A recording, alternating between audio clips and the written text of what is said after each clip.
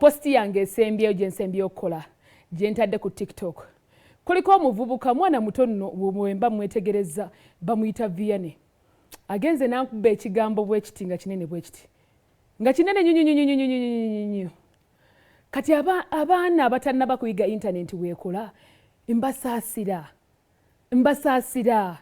Ng'omuntu takumanyi, talina we yali akusisinkanye, takulabangako, bwe nkusiba onoogamba ki? Kiki ogenda okugamba ensi? Tugeze bugeza. Kiki ogenda okukola? Mugenda ku posti yange esembyeyo mugikebereko. Ngambye go and delete it, sigenda gideletinga. Wakimba gideletinga nga bitaddeyo abitegeera. Abantu bakusesa, abantu bakusobera. People are so funny. Ate baana bato. You know, bw'obeera ng'oli mwana muto nga maybe actually kiva ku bazadde. Abazadde we mubeera mulekerawo okwogera ebigambo ebibi eri abantu nga ffe. Okitegeera.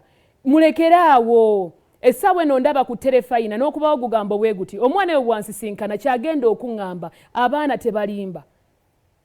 Okitegeera. Kubanga aba alina kwakijje. Aba akijje ku muntu mukulu.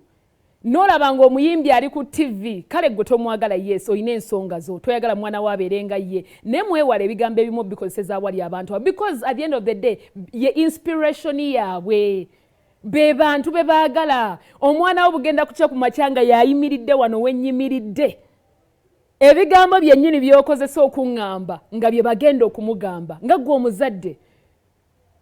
Nga gwe omuzadde ojja kitulamu n'omwana wo nga bibaluma babiri.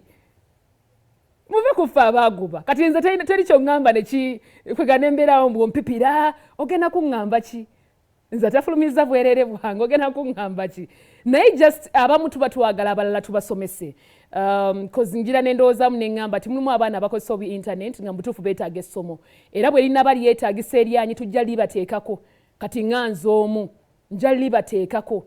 Mukendeeze bwe kaba kamanyiro kakendeere. Okitegeera bambi musussiza naddala abaana abato on internet. Musussiza okuvuma abantu with no reason. You don't know them. Temubamanyi. Oh my God. Muno mwensekera muno mundaba. Oh my God. Program kiri kitya kwe tuli.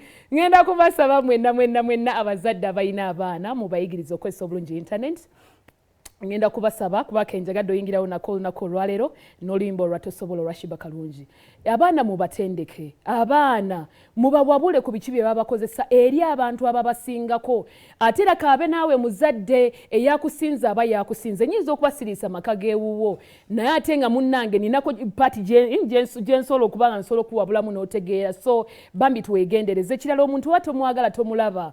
Temufollowing abantu be mutayagala. Ekyo mbawadde gabuwa bwoba oyira omuyimbi tomwagala tomufollowing okusinga ogenda okumuvuma. Mbalaba ku peegi z'abayimbi n'ogenda ku peegi ya Nwajo olw'okuba byakwambalira tebikolera togendako bw'oba tomwagala bambi tokikola. Bw'oba Shiba takusanyusa togendayo. Okitegeera don't follow togendayo. Naye nkimanyi nti mufollowinga lwakuba abantu abo mubaagala. So mulekerawo okubeera ba hypocrites. Kale ffe tutandise program yaffe olunaku olwaleero kankuyiseemu katono nnyo mu ebyo bye tukola mu program kiri kitya. Bwe tutandika olunaku olw'ebbalaza ng'olunaku olwajjo nkuwa ennyimba ez'empya ezaakagwawo empya ddala ddala eziriko.